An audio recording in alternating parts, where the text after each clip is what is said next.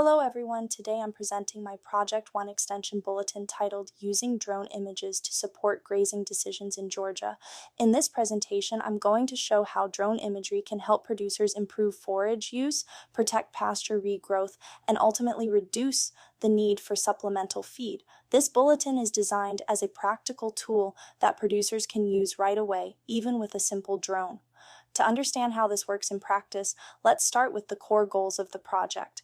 I chose this topic for my extension bulletin because drone imagery, it gives producers a complete overhead view of the pasture, something that's nearly impossible to get from the ground. From above, you can clearly see where cattle concentrated, where areas were grazed too short, where taller leftover forage remains, and where wet or stressed spots may slow recovery.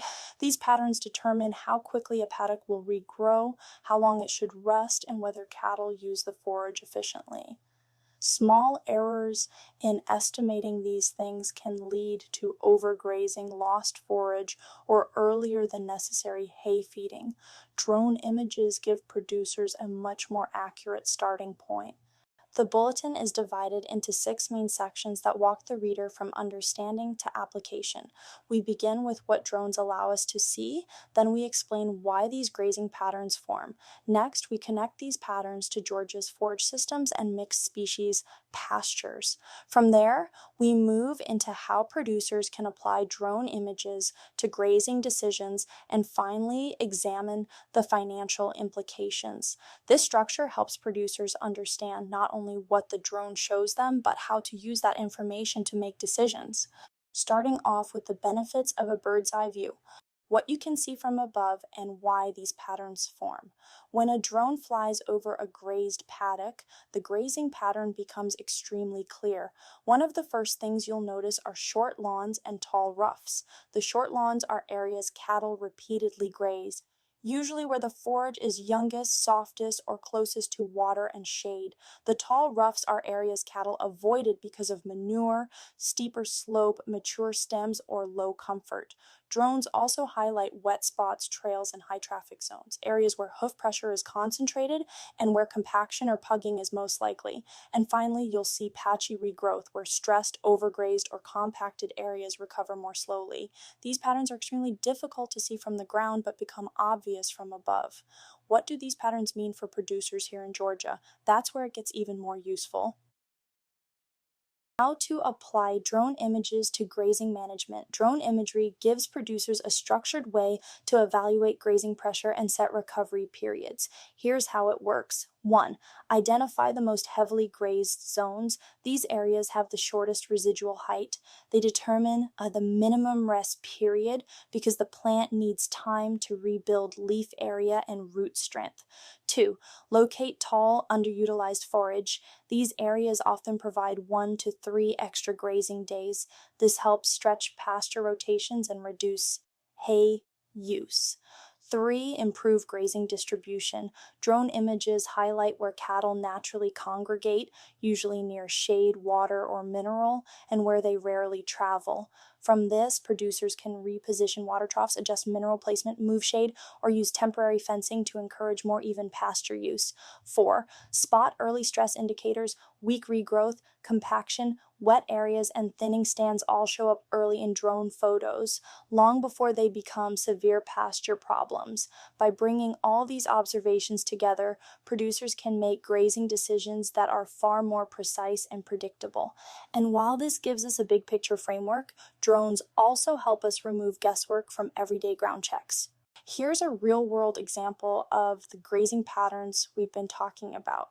Even in a well-managed system, you can see how differently each paddock responds to cattle use. Some of these areas have been grazed very heavily, those thin, light-colored patches, while other sections still have tall forage that cattle barely touched. From the drone's perspective, this patchwork becomes obvious immediately. You can clearly see the bare, overused zones that will need extra rest, the pockets of underutilized forage that could extend grazing days, and the places where traffic or moisture slowed regrowth.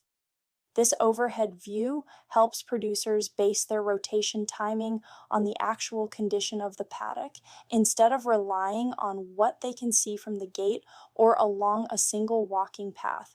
Now that you've seen how variable a pasture can look from above, we can start connecting these patterns to cattle intake, residual height, and regrowth, the core of the forage-animal interface.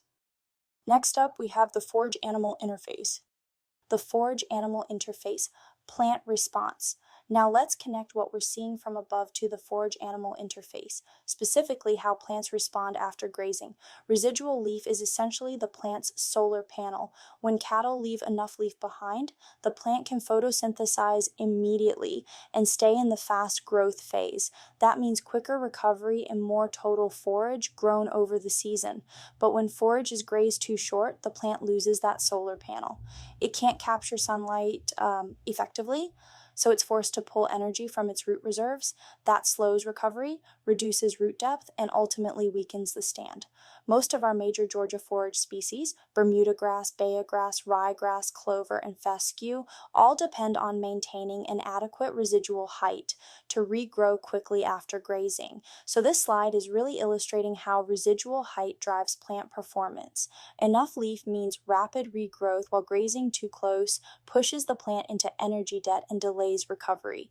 And that leads us directly into one of the biggest grazing challenges, the consequences of grazing too short versus letting forage grow too tall. Grazing too short versus grazing too tall. Now let's look at what happens when grazing goes too far in either direction. When cattle graze too short or when forage is left to grow too tall. When cattle graze too short, the plant can't capture enough sunlight to regrow efficiently. With too little leaf area, photosynthesis slows down and the plant enters what we call the lag phase. During this time, growth is very slow because the plant has to rely on its root reserves to rebuild leaf tissue. This stresses the plant, weakens the stand, and increases the rest period needed before the pasture can be grazed again. On the other hand, when forage is left too tall, quality drops. The plants become stemmy and mature, fiber levels go up, and cattle take smaller, less efficient bites. This reduces intake, lowers energy availability, and ultimately decreases animal performance. So the challenge is finding the middle ground, leaving enough leaf behind for fast regrowth, but not letting the pasture become overly mature. Maintaining that balance helps support both forage productivity and cattle nutrition. And just like we saw earlier, what happens above the soil surface has a direct impact on what's happening below ground as well. Which brings us to the next topic, how these grazing heights affect root systems and long-term pasture health. Selective grazing and pugging, hoof damage. Earlier, when we looked at the bird's eye view slide, we talked about how drones make it easy to spot the patchwork of grazing pressure, the short lawns, the tall roughs, the wet spots, and the trails. This slide explains why those patterns form in the first place. Selective grazing happens because cattle repeatedly choose the sweetest, youngest forage and the most comfortable places to graze, usually flat ground, areas near shade or water, and spots without manure. Because they keep returning to those preferred areas over and over again, those patches become the short lawns you saw from above. Meanwhile, areas with older stems, manure, slope, or rougher footing become the tall roughs that cattle avoid. So the uneven pattern we see in drone photos is really the product of cattle preference and comfort. The second factor shaping these patterns is hoof pressure, especially on wet soil.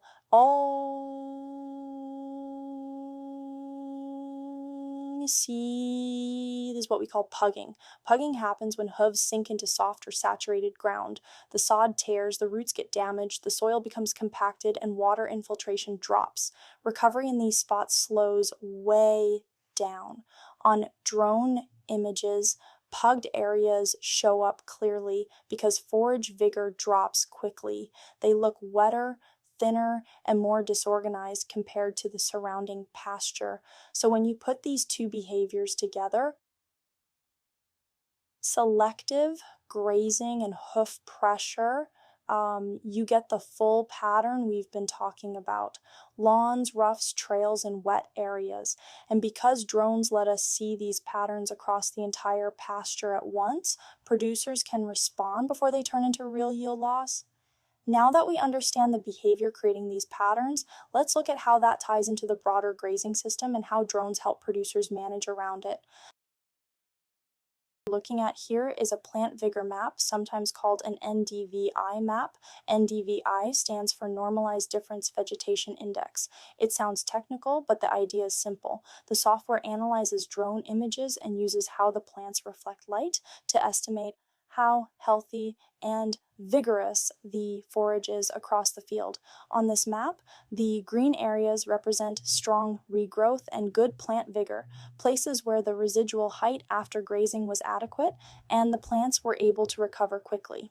The yellow and red areas show stress. Stress can come from cattle grazing those spots too hard, from having very low residual, from hoof damage on wet soil, or from areas that simply recover more slowly after a heavy use period. The real value of a map like this is that it gives you a big picture assessment of pasture health. Instead of guessing from the gate or just walking a small portion of the field, you can instantly see which paddocks or zones are ready to graze again, which areas clearly need more rest, and where grazing pressure or traffic has been too high. Producers who use maps like this, including farms such as White Oak Pastures in South Georgia, rely on NDVI to monitor recovery over time and fine-tune their grazing plans. For any cow-calf or stocker operation, it's essentially a color-coded pasture health map that supports rotation timing and helps protect long-term stand persistence. Now that we've seen how drones can visualize pasture health this clearly, let's look at how we combine that information with practical grazing. Now this brings us to how to apply drone images to grazing management decisions. How to apply drone images to grazing management. Drone imagery gives producers a structured way to evaluate grazing pressure and set recovery periods. Here's how it works. 1. Identify the most heavily grazed zones. These areas have the shortest residual height. They determine the minimum rest period because the plant needs time to rebuild leaf area and root strength. 2. Locate tall, underutilized forage. These areas often provide 1 to 3 extra grazing days. This helps stretch pasture rotations and reduce hay use. 3. Improve grazing distribution. Drone images highlight where cattle naturally congregate, usually near shade, water, or mineral, and where they rarely travel. From this, producers can reposition water troughs, adjust mineral placement, move shade, or use temporary fencing to encourage more even pasture use. 4. Spot early stress indicators. Weak regrowth, compaction, wet areas, and thinning stands all show up early in drone photos, long before they become severe pasture problems. By bringing all these observations together, producers can make grazing decisions that are far more precise and predictable. And while this gives us a big picture framework, drones also help us remove guesswork from everyday ground checks. This is an example of a grazing wedge. A grazing wedge is a simple visual tool that ranks forage availability across your paddocks from highest to lowest.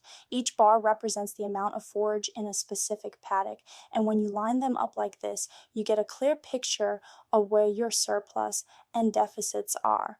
Managers use a grazing wedge to decide which paddock to graze next, how long to rest each paddock, and whether the system is on track for the season or heading toward a shortage. What drones add to this tool is better information behind each bar.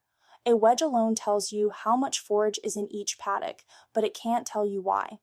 Drone imagery fills in that missing detail by showing which parts of the paddock were grazed too short, where regrowth is stalling, where traffic or moisture cause stress, and where tall, underutilized forage is still available.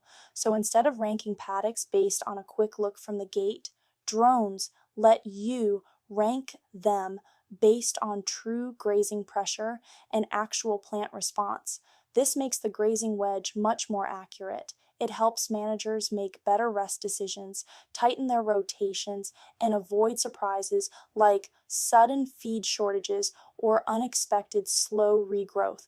A grazing wedge tells you how much. Drone imagery tells you why. And when you combine the two, grazing decisions become more precise, more efficient, and much easier to manage. Early warning system for pasture stress.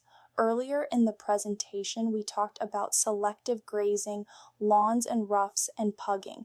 Now we're shifting from how much forage was eaten to where the pasture is starting to show stress or damage, and this is where drones become a really valuable early warning tool. One of the first things drones help us spot is weak regrowth zones, places that simply aren't bouncing back as fast as the rest of the paddock. That usually means one of three things happen.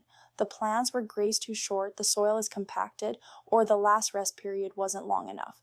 Drones also make pugging really easy to see.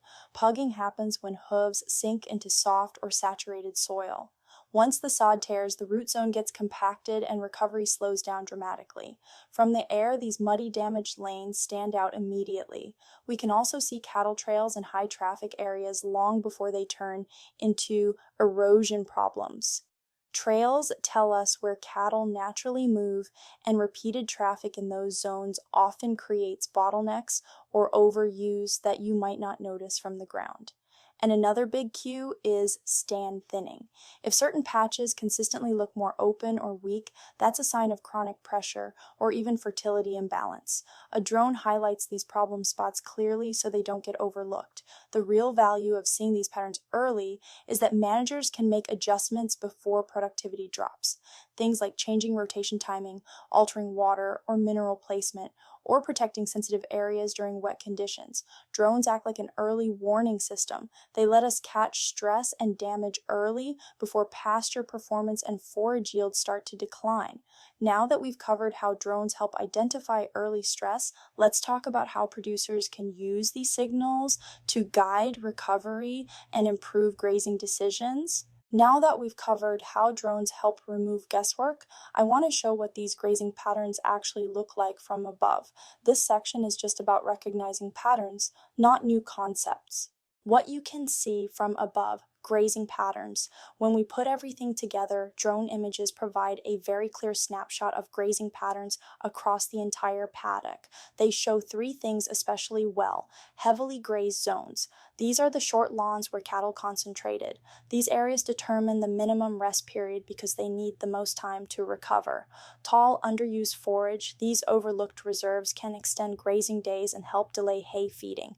Early signs of stress, thin patches, wet areas, or restricted regrowth that signal compaction, moisture issues, or inadequate rest. These patterns help producers understand exactly how efficiently the forage was used and where improvements can be made moving forward. To capture these patterns accurately, timing is essential. Let's talk about when drone photos should be taken. Okay, now we're stepping into the part of the bulletin that explains how to use drone images effectively, what producers should actually do with the information once they have it. Take photos immediately after grazing. In order to get the most accurate picture of forage use, drone photos should be captured immediately after cattle leave the paddock. If we wait even a few days, early regrowth starts masking the true grazing footprint. The short lawns begin to green up, and it becomes harder to tell how much pressure those areas actually experienced. Taking photos right away ensures that the grazing pattern is undisturbed. Heavy use areas are easy to identify. Underused forage stands out clearly, and rest period decisions are grounded in accurate information. Timing the flight right after grazing gives you the clearest, most reliable snapshot of pasture use. Once the images are captured, the next step is interpreting the grazing pressure. Identify high and low grazing pressure. When analyzing a drone image, start by distinguishing between high pressure and low pressure areas. High pressure zones are the very short lawns where cattle graze repeatedly. These areas usually indicate high palatability, comfortable terrain, and frequent cattle movement. These zones determine the minimum rest period because they need the longest recovery time. Low pressure zones, on the other hand, are areas with tall leftover forage. These patches may have been avoided due to mature stems, manure, slope, or simply cattle preference. Identifying both types of pressure helps producers evaluate whether cattle use the pasture evenly and whether grazing distribution needs correction. Next, drones help us pick up early warning signs that aren't obvious from the ground. Key points to use drone imagery. Well, to get the most value out of drone imagery, producers should follow a few simple best practices. Take photos immediately after grazing to capture accurate forage use. Identify grazing pressure patterns by locating both heavily grazed lawns and tall, underutilized forage. Detect stress early by looking for thin stands, compaction, or weak recovery. Track changes across rotations to evaluate improvements or emerging issues. These steps create a reliable, repeatable system for using drone images to guide grazing decisions and improve overall forage management. Now that we've covered the practical workflow, let's look at the economic side, how using drone imagery can translate into real financial savings for producers. This brings us to our final topic, financial implications. Estimated cost savings for a 135 cow herd. For a 135 cow herd, avoiding just 3 days of hay feeding saves approximately $1,417. That's because feed costs scale with herd size, and hay feeding is one of the most expensive inputs. What's important is that this is not a one-time benefit. If drone-guided decisions allow the producer to capture extra grazing days throughout the season, those savings multiply. Producers may reclaim 10, 15, or even 20 grazing days through better forage use and fewer premature moves. When we think about the entire grazing season, drone imagery becomes a powerful tool for reducing operating costs and improving overall economic resiliency. So now that we've covered the practical, biological, and financial benefits, let's finish with the key take-home messages for producers. Just before we go to the producers on this graph, we can see the aforementioned financial implications and savings reflected. Summary and take-home message. To summarize, drone imagery gives producers a clear, objective view of how cattle are using their pastures, something that's very difficult to assess accurately from the ground. By revealing where cattle grazed heavily, where they left forage untouched, and where stress or compaction is developing, drones allow producers to make better decisions about rest periods, rotation timing, and layout adjustments. These decisions support healthier, more resilient pastures, more predictable regrowth, better grazing distribution, reduced reliance on purchased hay, and most importantly, drone-guided management helps producers capture more grazing days, which translates directly into meaningful cost savings. Overall, drones turn pasture evaluation into a repeatable, data-driven process that improves both forage performance and farm profitability. This makes drone imagery a practical, accessible, and highly valuable tool for grazing management here in Georgia. Thank you for watching, and I hope this helps you see how drones can play a role in improving grazing decisions on Georgia operations. Please see my references here. Please note that the cartoons do not have references because I illustrated those myself. Honorable mention on not academically related, but I had originally planned to work these illustrations into different parts of the presentation. Some didn't make the cut, so I'm just dropping the extras here.